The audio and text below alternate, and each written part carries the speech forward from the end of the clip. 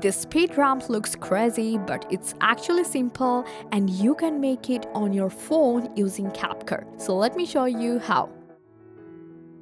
First, you have to open up your CapCut and go to New Project. Then choose the video you want to edit and tap Add. Before starting the speed ramp, you can do your basic edits first, like trimming, adding filters or effects you want. Now replay your video and carefully watch it. You can need to decide which parts should be fast and which parts should stay normal or slow. A simple rule: parts with movement or transition look better speed up, and parts where the subject is focused or zoomed in should stay normal or slow.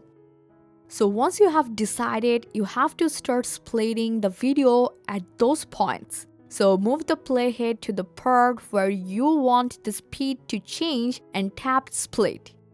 So you have to continue splitting the clip wherever you want the speed to go faster or slower. So after splitting, select the first clip you want to speed up, go to speed, and from normal, you have to increase it to 5x. You can also try 10x, but always preview it and choose what looks best for your video. So just leave the parts that should stay normal unchanged, and then you have to select the next clip that should be fast and increase the speed again. Continue this pattern until your entire video has the speed changes you want. Leave the parts that should stay normal unchanged.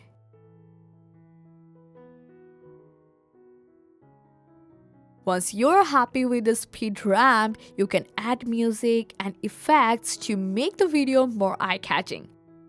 Finally, export the video and watch it from your gallery to see how amazing your speed ramp looks. And that's it. That's how you can create a crazy viral speed ramp on your iPhone using CapCut.